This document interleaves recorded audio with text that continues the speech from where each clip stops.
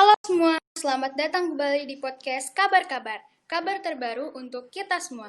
Apa kabarnya nih para pendengar setiap podcast Kabar-Kabar? Semoga sehat selalu ya. Perkenalkan, aku Putri, host baru di podcast Kabar-Kabar. Di sini, aku akan membahas isu-isu yang sedang ramai diperbincangkan oleh banyak orang tentunya. Ikuti terus podcast Kabar-Kabar kali ini ya, karena isu yang akan kita bahas ini adalah isu yang sangat fenomenal dan juga menegangkan. Apalagi ditemani dengan tamu spesial kita hari ini nih, yaitu Mbak Wilsa dan Mas Arida. Kita sapa dulu yuk. Hai Mbak Wilsa dan Mas Arida. Halo Putri, halo Arida. Halo Mbak Wilsa, halo Putri, halo semuanya. Apa kabarnya nih Mbak Wilsa dan Mas Arida? Kabarku baik. Arida gimana nih?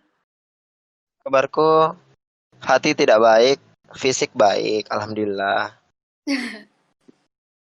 Sebelum kita masuk ke topik pembahasan yang sedang panas ini, aku mau nanya sedikit nih tentang kegiatan apa aja sih yang Mbak Wilsa dan Mas Arida lakuin pada masa pandemi gini, dan bagaimana dengan kegiatan kuliah online-nya? Mungkin Arida mau jawab dulu nih pertanyaan satu ini. Oke, aku dulu.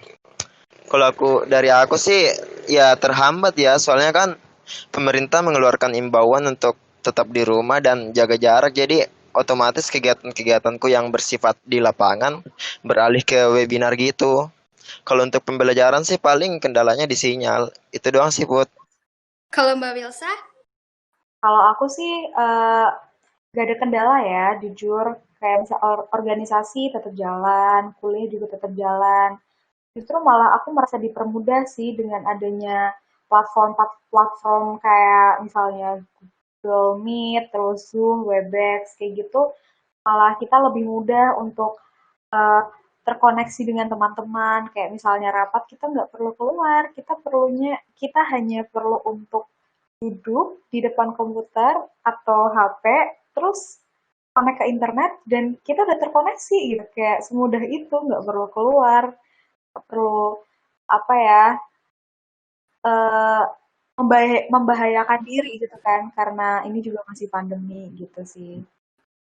Wah, bener banget nih apa yang dibilang sama Mbak Wilsa dan juga Mas Arida. Kita harus tetap produktif ya, walaupun lagi pandemi gini. Oke semuanya, karena Mbak Wilsa dan Mas Arida sudah berbagi pengalamannya selama kuliah online di masa pandemi ini, waktunya kita masuk ke topik utama dari podcast Kabar-Kabar hari ini. Jadi hari ini, kita akan membahas suatu topik yang sedang panas-panasnya diperbincangkan oleh publik. Penasaran kan apa yang akan kita bahas? Kita akan membahas tentang pemboikotan Prancis. Isu dari konflik ini menghasilkan berbagai sudut pandang dari masyarakat. Jika kita lihat di setiap berita yang membicarakan tentang masalah ini, sebagian besar masyarakat tidak menerima isu pemboikotan Prancis ini. Wah, sepertinya konflik ini sangat menghasilkan banyak argumen ya. Bagaimana nih pendapatnya Mbak Wilsa dan Mas Arida menanggapi isu yang sedang beredar ini? Mungkin dari Mbak Wilsa bisa memulai? Oke, oke. Jadi kalau menurut aku tuh sejujurnya ya bebas aja ya orang mau berpendapat atau melakukan sesuatu hal. Tapi kita juga harus memperhatikan hak orang lain juga. Terlebih kalau misalnya yang disinggung itu adalah permasalahan yang cenderung sensitif ya untuk sebagian orang. Dalam hal ini kan agama gitu. Nah, kita harus lebih memperhatikan nih tindakan maupun kata-kata yang keluar dari mulut kita. Gitu sih kalau menurut aku. Kalau menurut Mas Arida bagaimana? Oke, kalau dari aku sih setuju-setuju aja sih sama niat dari Macron, tapi aku nggak setuju sama cara dia. Nah, kita tahu bersama kan kalau kebebasan berekspresi memang perlu ditegakkan, tapi jangan sampai menciptakan ekspresi marah di pihak yang lain, atau dengan kata lain, mengganggu pihak lain. Nah, Macron mengatakan bahwa ada segelintir muslim yang radikal, padahal secara tidak sadar dia pun juga radikal dan fanatik terhadap pemahamannya. Nah, pengecaman dan pemboikotan yang dilakukan oleh beberapa negara terhadap Prancis diharapkan menjadi sentilan bagi Prancis. Itu sih harapan aku, bahwa akal sehat Prancis sedang tidak baik-baik saja. Nah, walaupun pemboikotan terhadap Prancis berdampak buruk pada perekonomiannya, tapi kalau kita mau lihat dari sisi lain, pemboikotan ini menunjukkan bahwa banyak negara yang sangat bergantung pada Prancis. Mereka mengatakan bahwa mereka ingin memboikot, akan tetapi mereka juga masih memakai produk Perancis. Jadi penekanan saya, kalau memang ingin memboikot produk harus dilakukan dengan secara totalitas. Itu sih buat dari aku. Oke, terima kasih pendapatnya Mas Arida dan juga Mbak Wilsa. Selanjutnya, rusaknya hubungan multilateral dari Prancis dengan negara lain, terutama negara dengan mayoritas penduduk Muslim, merupakan salah satu dampak politik yang dirasakan. Bagaimana nih menurut Mbak Wilsa dan Mas Arida tentang dampak ini? Mungkin dari Mas Arida bisa menyampaikan pendapatnya lebih dulu. Oke, aku dulu ya.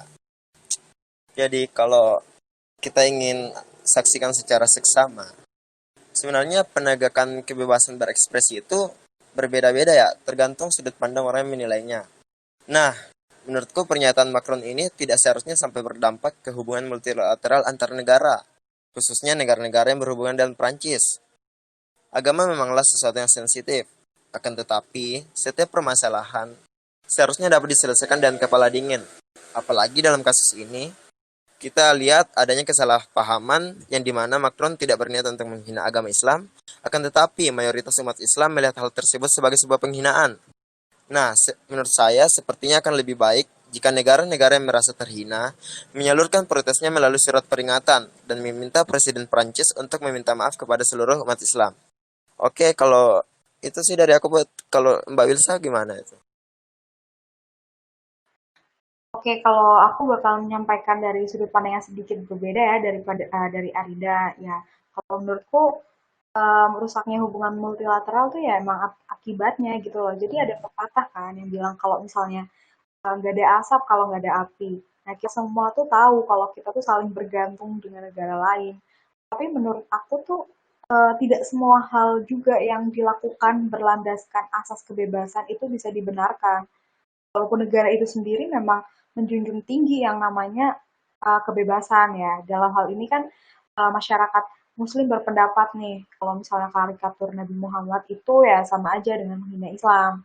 Bahkan di dalam Islam sendiri tuh seorang Nabi itu tidak boleh digambarkan, apalagi kalau misalnya dibuat karikatur seperti ini, yang mana itu menambahkan kesan yang negatif gitu ya uh, dari sisi umat Islam. Nah, menurut aku perlakuan diskriminasi seperti ini ya tidak akan pernah berhenti kecuali ada yang mencoba untuk bersuara dan juga bertindak secara drastis ya untuk melawan hal tersebut gitu sih kalau menurut aku. Namun, apakah pemboikotan ini hanya berdampak bagi sisi politik saja? Bagaimana dengan dampak ekonomi dari pemboikotan terhadap produk-produk Prancis yang mengakibatkan penjualan dari toko-toko retail, khususnya dari barang-barang kebutuhan pokok sehari-hari menjadi turun karena sepi pembeli? Oke, mungkin aku dulu ya. Jujur kalau setahu aku, boykot ini tuh tidak terlalu berdampak pada Indonesia. Karena apa? Karena produk-produk yang dari Perancis itu di sini kan banyak sekali produk-produk alternatifnya. Jadi kalau misalnya masyarakat tidak mengonsumsi produk-produk tersebut, masih ada produk-produk alternatif lainnya yang bisa kita konsumsi gitu loh. Nah, apalagi misalnya Prancis itu kan banyak sekali produk-produk lifestyle ya, yang memang penjualannya itu memang udah menurun karena COVID. Jadi boykot ini menurutku bisa menjadi sarana gitu untuk menyadarkan Macron bahwa kita tuh tidak bisa berbuat semuanya tanpa memikirkan keberadaan orang lain gitu kalau menurutku. Gimana nih kalau misalnya pendapatnya Mas Arida, apakah punya pendapat lain tentang hal ini? Oke, kalau dari aku sih agak kurang setuju ya sama Mbak Wilsa. Soalnya kalau kita lebih tenang sedikit, sekarang ini kan masa pandemi. Pemboikotan ini kan akan berdampak buruk terhadap perekonomian orang-orang yang seharusnya menggunakan uangnya untuk membantu sesama sesama orang sesama manusia, malah malah menyalurkan uangnya untuk membeli produk, dan di media sosial itu mereka membakar produk-produk yang mereka beli itu. Jadi menurut saya itu apa ya, sangat mubazir, sangat gak guna gitu. Jadi lebih baik uangnya disalurkan untuk membantu sesama, apalagi dalam kondisi pandemi seperti ini. Wah, semakin panas ya isu yang sedang kita bahas kali ini. Nah, selanjutnya, Seperti yang kita ketahui, di dalam isu-isu yang sudah beredar tentang timbulnya diskriminasi dan meningkatnya Islamophobia di masyarakat, apakah hal tersebut berpengaruh bagi kehidupan sosial masyarakat Muslim? Mungkin dari Mas Arida bisa memulai duluan. Oke, aku lagi ya, Put. Oke, kalau aku lihat, pernyataan Macron ini menimbulkan diskriminasi dan semakin mengantalkan Islamophobia di dalam masyarakat. Nah, aku terangin dulu, Islamophobia itu dari mana? Nah, Islamophobia ini muncul karena adanya semacam pengkambing hitaman oleh para pembenci Muslim yang seolah-olah menekankan sejarah bahwa umat Islam itu adalah semacam jahat gitu, semacam teroris. Seperti di peristiwa 9 September di mana ada pesawat yang menabrak gedung di Amerika kan. Nah, kan mereka di situ menuduh bahwa umat Islam adalah dalangnya, tapi ternyata bukti-bukti yang mereka kumpulkan itu semacam gak masuk akal. Masa iya paspor Arab itu nggak hangus sedangkan seisi gedung itu hangus. Nah, adanya pernyataan Macron baru-baru ini semakin mengentalkan adanya diskriminasi dan Islamophobia di masyarakat. Karena kenapa? Dia mengatakan bahwa Islam itu radikal. Islam itu keras, padahal secara tidak sadar dia juga radikal terhadap pernyataannya, terhadap pendiriannya bahwa Islam itu adalah semacam teroris gitu. Nah, adanya pengecapan Islam sebagai teroris semakin menimbulkan kesenjangan di dalam masyarakat bahwa stigma orang-orang non-Muslim kepada Islam akan semakin memburuk dan itu akan terjadi jika tidak ada semacam klarifikasi ke depannya gitu sih dari aku. Gimana nih menurut Mbak Wilsa, apakah ingin menyanggah pernyataan dari Mas Arida? Ya, mungkin aku mau berpendapat sih, kalau misalnya menurutku tuh semua orang harus diperlakukan ya secara sama, setara, terlepas dari perbedaan apa yang dia miliki dengan kita gitu ya. Nah, menurutku tuh sangat tidak adil gitu. Jika hanya karena tindakan kelompok orang itu mendapatkan perlakuan yang tidak baik. Kan misalnya membuat karikatur kayak gini kayak secara tidak langsung menyebarkan Islamophobia. Nah, itu berdampak kepada umat muslim gitu, terutama mungkin yang di Perancis gitu. Nah, untuk Islamophobia sendiri aku juga masih kurang mengerti ya, kenapa banyak orang yang takut sama Islam. Kita kan sama aja kayak agama-agama lain yang mempunyai kepercayaan kepada Tuhan kita dan aturan-aturan yang ada di kitab suci. Hanya karena kami berbeda, tapi bukan berarti kami jahat, gitu sih. Wah, ternyata isu ini benar-benar berdampak bagi kehidupan sosial, politik, dan ekonomi ya. Gimana nih Mbak Wilsa dan Mas Arida, apakah ingin menyampaikan kritik dan saran dari isu yang telah kita bahas tadi? Oke, mungkin dari aku dulu ya. Sudah sepatutnya ya setiap orang itu memperhatikan kelakuannya. Terutama kalau misalnya dia tuh adalah publik figur yang dikenal banyak orang gitu, banyak media yang menyoroti gitu kan. Kebebasan itu penting. Aku tahu kebebasan itu penting.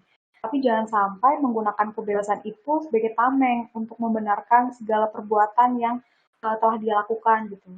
Kita harus tahu bahwa ada batasan-batasan tertentu yang sebaiknya itu jangan dilanggar karena itu akan melewati hak kebebasan orang lain. Udah sih kalau dari aku gitu aja. Kalau dari aku sih ini mau nekanin bahwa emang sih pandangan setiap orang mengenai kebebasan itu berbeda-beda. Tapi kalau tindakannya sampai berkesan menjatuhkan pihak lain, itu adalah hal yang keliru. Nah, saranku untuk Macron sih supaya belajar kembali mengenai inklusivitas di PPSMB UGM 2021. Gitu sih kalau aku. Wah, oke deh. Terus mungkin ada harapan dari Mbak Wilsa dan Mas Arida terhadap isu pemboikotan Prancis ini. Bisa dimulai dari Mas Arida mungkin. Oke, kalau untuk harapan sih, harapan saya ke depannya adalah tidak terjadinya masalah yang sama, baik itu dari kalangan antar individu, kelompok maupun bangsa sekalipun. Nah, menurut saya, sesungguhnya kebebasan berekspresi itu diwujudkan untuk menciptakan ekspresi bahagia di setiap orang, dan itu adalah tugas bagi kita semua. Itu harapan aku ke depannya, Pun. Kalau Mbak Wilsa gimana? Kalau aku sih, menurut aku ya, harapan aku maaf, harapan aku sih kejadian ini harusnya bisa dijadikan sebagai pembelajaran ya untuk orang lain agar tidak sembarangan berbuat atas nama kebebasan. Dan juga eh, mereka memperhatikan batasan-batasan yang ada gitu, sehingga mereka tuh tidak membuat orang lain merasa tidak nyaman atau bahkan melanggar kebebasan orang lain gitu sendiri gitu. Aku harapanku itu aja sih. Berharap semoga masalah ini cepat selesai dan kita kembali hidup rukun dan damai tanpa terjadi konflik-konflik yang lain lagi ya. Tidak terasa sekali ternyata kita sudah berada di akhir acara podcast hari ini. Argumen yang disampaikan oleh Mbak Wilsa dan Mas Aida sangat luar biasa kan? Dan pastinya kalau kita membaca berita jangan asal mengambil argumen sembarangan ya. Karena dengan hal kecil kayak gitu bisa menyebabkan konflik besar loh. Jadi kita harus bijak dalam memahami isi berita yang beredar. Untuk Mbak Wilsa dan Mas Arida, aku mengucapkan terima kasih banyak atas waktunya yang sudah berkesempatan hadir untuk menjadi tamu spesial podcast kabar-kabar hari ini. Semangat terus kuliah online-nya dan semoga pandemi ini cepat berakhir dan kita bisa bertemu. Tidak lupa juga aku ucapkan terima kasih untuk teman-teman yang sudah mendengarkan podcast kabar-kabar kali ini. Mohon maaf apabila ada kesalahan kata yang tidak disengaja. Sekian dari aku, dan sampai jumpa di podcast kabar-kabar selanjutnya.